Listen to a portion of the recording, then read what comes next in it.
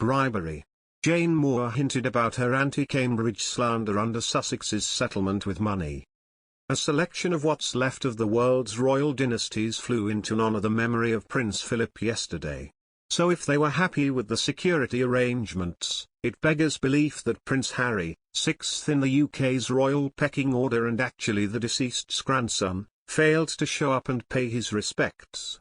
But as I have suggested before, the security issue could merely be a symptom of Harry's ongoing resentment at being cast aside as a royal irrelevance. After all, being relieved of all responsibilities after making it plain that you wish to remain involved in some capacity must have hurt. It wasn't just about royal procedure for him. It has to do with family. As a result, how I wish I could have been a fly on the wall in the Sussex's Montecito mansion when William and Kate's holiday to Jamaica went a bit papaya-shaped. After all, when Harry and Meghan first decamped from the UK to the US, hadn't they pledged to carry on representing the Queen by showing devoted duty to the 54 nations of the Commonwealth?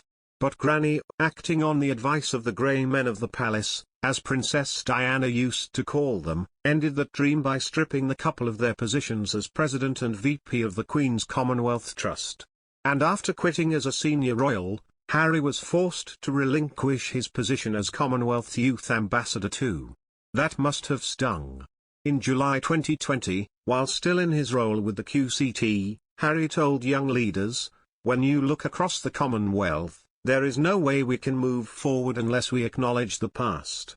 This was something his brother William attempted to do in Jamaica last week when he expressed deep sorrow for the transatlantic slave trade after Prime Minister Andrew Holness had pretty much thanked them for their efforts while suggesting the country wouldn't be requiring their services for much longer. It was yet another jarring moment in a tour that, despite William's and Kate's best efforts and obvious popularity, wasn't the unqualified success the palace might have hoped for. Some others thought William's military garb, which he wore while standing atop a Land Rover, was old-fashioned and out of date, while the newlyweds clasping the hands of thrilled children through a metal security barrier drew criticism. Regardless of the fact that the fence has been in place for years and that Jamaican-born Manchester City footballer Raheem Sterling did the same thing with little or no repercussions. The burning question is, if it had been Harry and Meghan in Jamaica, would the outcome have been different? The answer, I believe, is yes.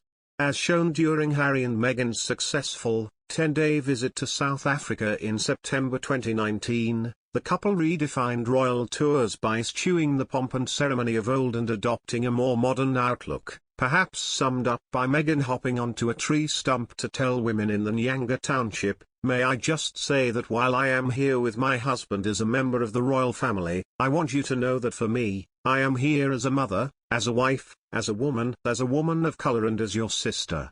The crowd went wild and one can only assume that had she and Harry adopted the same approach on a tour to Jamaica, the reaction may well have been the same.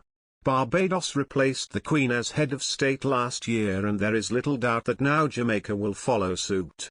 Would Harry and Meghan's wish of representing the Queen around the Commonwealth have changed that?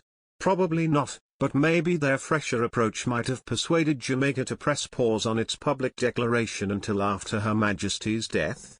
Hindsight is a wonderful thing and we'll never know for sure. But one thing is certain. If the Sussexes had been kept under the royal wing in the Commonwealth role they asked for, then the Cambridges could happily have stayed home with the kids, Harry would still feel wanted and the royal family might not be as fractured as it is today.